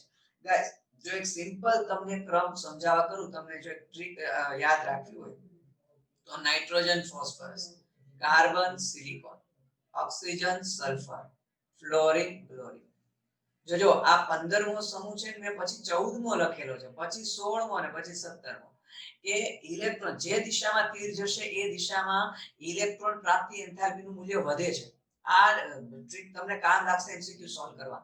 તો નાઇટ્રોજન થી ફોસ્ફરસ તરફ જાઓ તો ફોસ્ફરસ ની ઇલેક્ટ્રોન પ્રાપ્તિ એન્થાલ્પી વધારે હોય, ફોસ્ફરસ કરતા કાર્બન ની વધારે હોય, કાર્બન કરતા સિલિકોન, સિલિકોન કરતા ઓક્સિજન, ઓક્સિજન કરતા સલ્ફર, સલ્ફર કરતા ફ્લોરિન અને ફ્લોરિન કરતા ક્લોરીન. તો આવર્ત કોષ્ટકમાં ક્લોરીનની ઇલેક્ટ્રોન પ્રાપ્તિ એન્થાલ્પી સૌથી વધારે છે. ગાઈસ, આ ટ્રીક તમને કામ લાગશે, આ ક્રમ, કારણ કે આને રિલેટેડ ઘણા ખરા ઓલરેડી એમસીક્યુ ગાઈસ પૂછાઈ ચૂકેલા છે. ઓલરેડી એમસીક્યુ પૂછાઈ ચૂકેલા છે. પણ જો આ ડાયરેક્ટ ક્રમ હશે તો તમારે ઇલેક્ટ્રોન રચના લખીને જે સમજવાનું હોય, મીન્સ કે પરીક્ષામાં માની લો આપણી પાસે સમય નથી, લાસ્ટ ટાઈમ છે, તો આવો જો ક્રમ દિમાગમાં તો થશે. એટલે જો 15માં પછી મેં 14મો સમૂહ લખેલો છે, એટલું ખાલી દિમાગમાં પરફેક્ટલી બેસાડજો. તો નાઇટ્રોજન કરતા ફોસ્ફરસ, ફોસ્ફરસ કરતા કાર્બન, કાર્બન કરતા સિલિકોન, સિલિકોન કરતા ઓક્સિજન, ઓક્સિજન કરતા સલ્ફર, સલ્ફર કરતા ફ્લોરિન અને ફ્લોરિન કરતા ક્લોરીનની ઇલેક્ટ્રોન પ્રાપ્તિ એન્થાલ્પી વધારે છે. Clear guys? આ ક્રમ તમને કામ લાગશે. તો આ ત્રીજું પરિબળ હતું કે જે ઇલેક્ટ્રોન પ્રાપ્તિ એન્થાલ્પીની અસર કરે છે, શિલ્ડિંગ અસર. ક્લિયર? ચોથું પરિબળ આપણે વાત કરવાની છે એ છે ગાઈસ ઇલેક્ટ્રોનની રચના. પણ ક્યાંક ને ક્યાંક તમે જો ઇલેક્ટ્રોનની રચના વિશે આપણે ડિસ્કશન કરી ગયા છે.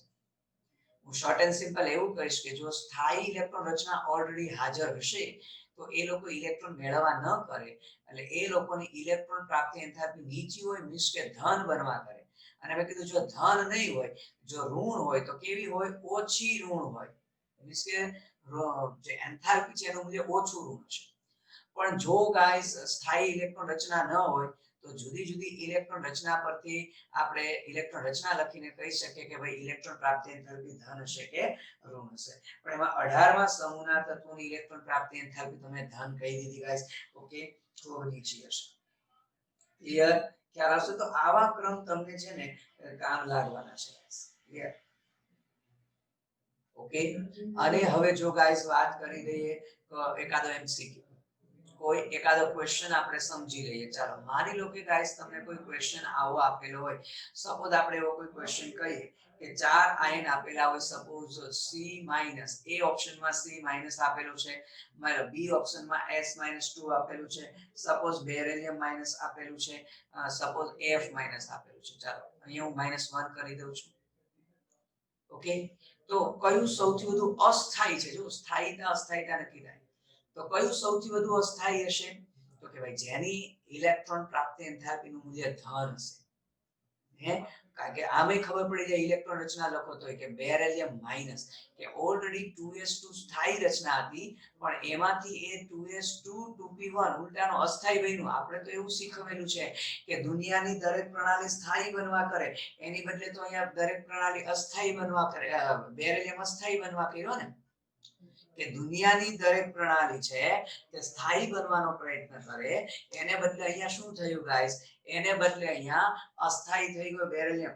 તો બેરિલિયમ છે તે કેવો થશે ગાઈસ? અસ્થાયી થશે. ક્લિયર? તો બસ કહેવાનો મતલબ ઇલેક્ટ્રોન પ્રાપ્તિ એન્થાલ્પીમાં આપણે આટલું જ કામનું છે. હવે જે આપણે ધ્યાન આપવાનું છે ગાઈસ, તો શિલ્ડિંગ અસર, જે પેલું મેં તમને કીધું હતું કે વચ્ચે રહી ગયેલું હતું Z*. ઓકે, કે શિલ્ડિંગ અસર કઈ રીતે ગણી શકાય એના ઉપર આપણે વાત કરવાની છે ગાઈસ. અને ખૂબ અગત્યનું છે, જોજો ગાઈસ, સ્ક્રીનિંગ Z ઇફેક્ટિવ એટલે કે Z* કઈ રીતે ગણી શકાય એના ઉપર આપણે વાત કરવા જઈ રહ્યા છીએ, જે આયનીકરણ એન્થાલ્પીનો ટોપિક છે. તો ગાઈસ ઓકે, સ્ક્રીનિંગ અસર વખતે વાત કરવાની હતી પણ જરા રહી ગઈ છે, માફ કરજો. તો Z* કઈ રીતે ગણી શકાય? ઓકે, તો પહેલી વસ્તુ Z* ને આપણે કહીએ છીએ શું? અસરકારક કેન્દ્રીય ધન વીજભાર. અસરકારક કેન્દ્રીય ધન વીજભાર કહીએ છીએ આપણે. અને એ કઈ રીતે ગણી શકાય? તો z star is equal to z minus sigma સૂત્ર પરથી ગણી શકાય. કયા સૂત્ર પરથી ગણી શકાય ગાઈસ? z minus sigma. તો તમને એવું થાય છે આ સિગ્મા નવું શું આવ્યું ગાઈસ? કે આ એક્ચ્યુઅલી આ સૂત્ર છે ને તે માઇકલ સ્લેટર નામના વૈજ્ઞાનિકે રજૂ કર્યું હતું. સિગ્મા ને કે જ્યાં જો z એટલે પરમાણુ ક્રમાંક છે. z શું છે ગાઈસ? પરમાણુ ક્રમાંક છે. અને સિગ્મા છે એને આપણે શું કહે છે? સ્લેટર્સ કોન્સ્ટન્ટ, સ્લેટરનો અચળાંક કહીએ છીએ ગાઈસ. સ્લેટરનો અચળાંક કહીએ છીએ. ઓકે, તો સૌથી પહેલા તો આપણને સ્લેટર્સ કોન્સ્ટન્ટ કેલ્ક્યુલેટ કરતા આવડવું જોઈએ ગાઈસ. ઓકે, સ્લેટરનો અચળાંક ગણતા આવડવું જોઈએ. અને કઈ રીતે ગણી શકાય? નો ડાઉટ જે સિગ્મા નું મૂલ્ય છે એની એક શરત આવી છે કે તે 0 અને જે તે પરમાણુ ક્રમાંક વચ્ચેનું મૂલ્ય હોય. 0 less than sigma less than z. એની આ શું છે ગાઈસ? શરત છે. ક્લિયર? ઓકે, હવે કઈ રીતે ગણાય? તો એના માટે થોડાક એવા ડેટા તમારે યાદ રાખવા પડશે. થોડોક એવું ટેબલ ડેટા યાદ રાખવા પડશે. કઈ રીતનું? જો ગાઈસ આ રીતનું આપણે વાત કરીએ છીએ, આ રીતનું ટેબલ આપણે બનાવીએ છીએ કે માની લો અહીંયા s અને p ઓર્બિટલ માટે હું વાત કરીશ. ઓકે, s અને p ઓર્બિટલ માટે વાત કરીશ અને અહીંયા જે વાત કરીશ તે d અને f ઓર્બિટલ માટે વાત કરીશ. અહીંયા n ની કક્ષા, n એટલે આપણી સંયોજકતા કક્ષા.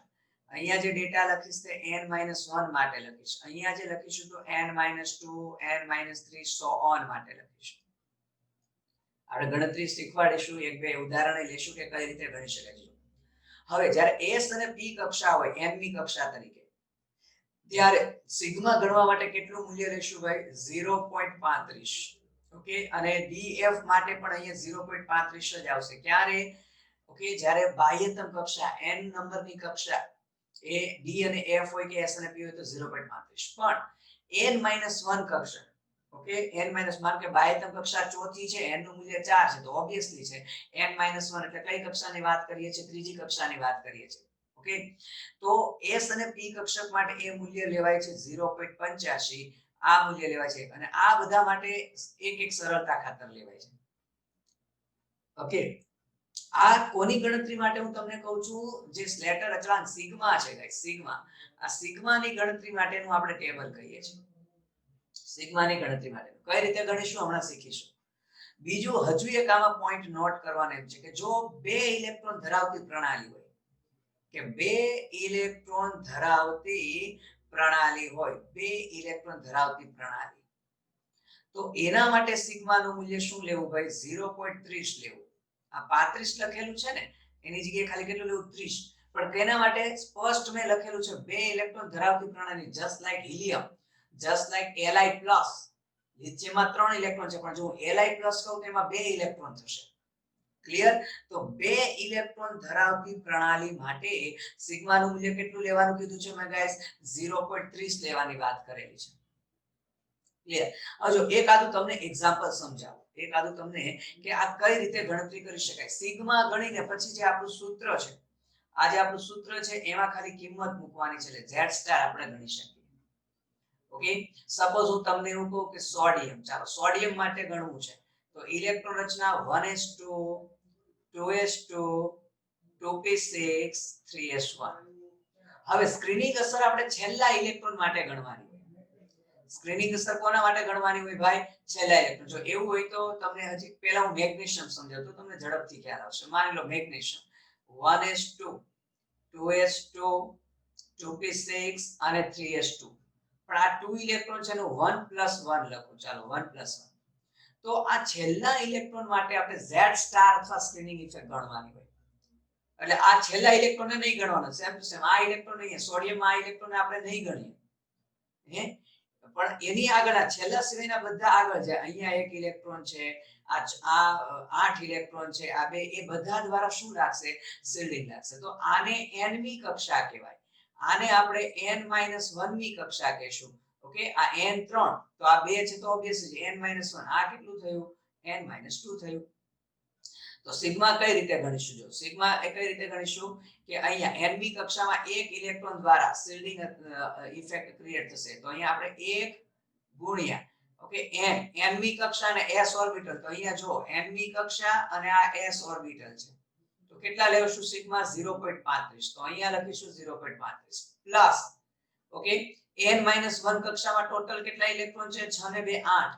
તો અહીંયા લખીશું આપણે 8 ઇલેક્ટ્રોન અને s અને p n-1. તો અહીંયા જો s અને p n-1 તો કેટલા લેશું 0.85 લખીશું પ્લસ હજુ છે જો આ બે ઇલેક્ટ્રોન છે તો અહીંયા આપણે લખીશું બે ઇલેક્ટ્રોન અને n-2s. તો n-2 અને s તો આપણે 1 જ આવશે.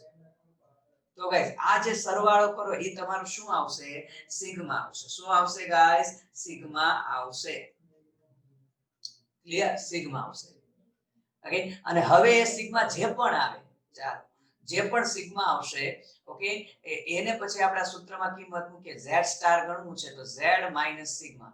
તો કોણ લીધો છે મેગ્નેશિયમ. મેગ્નેશિયમનો પરમાણુ ક્રમાંક આપણને ખબર છે 12. તો 12 માઈનસ અહીંયા જે પણ આવશે સપોઝ અત્યારે સરળતા ખાતર x લખી દઉં છું તો 12 - x કરશો તો આ મેગ્નેશિયમ માટે અસરકારક કેન્દ્રીય ધન વીજભાર અહીંયા માની લો y આ y થશે. ટૂંકમાં સિગ્મા તમારે ગણી લેવાનું ગણાઈ જશે એવું કઈ પેલું છે નહીં. ઓકે તો આ થયું મેગ્નેશિયમ માટે. જો હવે સોડિયમ માટે કઈ રીતે કરશો. સોડિયમ માટે ગાઈસ તો ઓલ ઓવર જે આપણો છેલ્લો ઇલેક્ટ્રોન છે સંયોજકતા ઓલ ઓવર n ની કક્ષામાં છે. તો આ શું થયું ગાઈસ n-1. તો આ શું થયું ગાઈસ n-2. તો હવે જો એના માટે પહેલા મારે સિગ્મા ગણવો હોય તો કઈ રીતે ગણીશું. n મી કક્ષામાં એક જ ઇલેક્ટ્રોન છે ને એની તો સ્ક્રીનિંગ ગણવાની છે એટલે અહીંયા n આને ગણતરીમાં આવશે જ નહીં ને. આપણે અહીંયા કીધું તો જો છેલ્લો ઇલેક્ટ્રોન તો નહીં જ દેવાનો. અહીંયા છેલ્લો ઇલેક્ટ્રોન આ પોતે છે અને n મી કક્ષા નહીં આવે તો ડાયરેક્ટ શું આવશે આ 8 ઇલેક્ટ્રોન. આના દ્વારા જે શિલ્ડિંગ લાગશે તે 8 ઇલેક્ટ્રોન અને n-1 sp n-1 sp માટે 0.85 છે. શું છે ભાઈ 0.85 પ્લસ ઓકે પ્લસ આપણે કહી દઈએ હજી શું છે ભાઈ અહીંયા બે ઇલેક્ટ્રોન છે અને અહીંયા આપણે વાત કરી દઈએ તો n-2. તો n-2 sp માટે બે ઇલેક્ટ્રોન એ 1 લેશું. તો આ જે આવશે તે તમારો સિગ્મા. ઓકે અને ફરી પાછું જો z સ્ટાર ગણવું હોય તો z - સિગ્મા. ફરી આને હું x ધારી લઉં તો સોડિયમનો પરમાણુ ક્રમાંક 11 એમાંથી x જે પણ આવે બાદ કરી લો તો તમારો જવાબ આ y આવશે. તો આ રીતે ગાઈસ સ્ક્રીનિંગ અસર ગણી શકાય. તો કોઈ પણ તત્વની સોરી આપણે z સ્ટાર ગણી શકાય કોઈ પણ તત્વ માટે. ક્લિયર ઓકે તો ગાઈસ આજનો લેક્ચર અહીંયા સુધી જ રાખીએ છીએ કારણ કે હજુ આપણે ઇલેક્ટ્રોન નેગેટિવિટી છે જો વિદ્યુત ઋણતા લેવા જશું તો ફરી પાછું બહુ બધું એક્સ્ટ્રા થઈ જશે. તો આજનો લેક્ચર અહીંયા રાખીએ છીએ પણ એકવાર ફટાફટ મને આન્સર આપી દો કે આજના ટોપિક જે છે તે બરાબર દિમાગમાં જાય છે. કોઈ ડાઉટ છે આજના કોઈ ટોપિકમાં ફટાફટ જરા આન્સર આપી દો જોઈએ.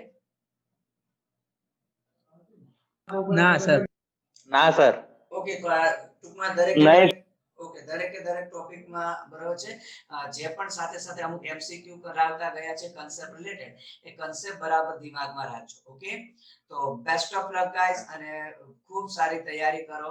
ઓકે અને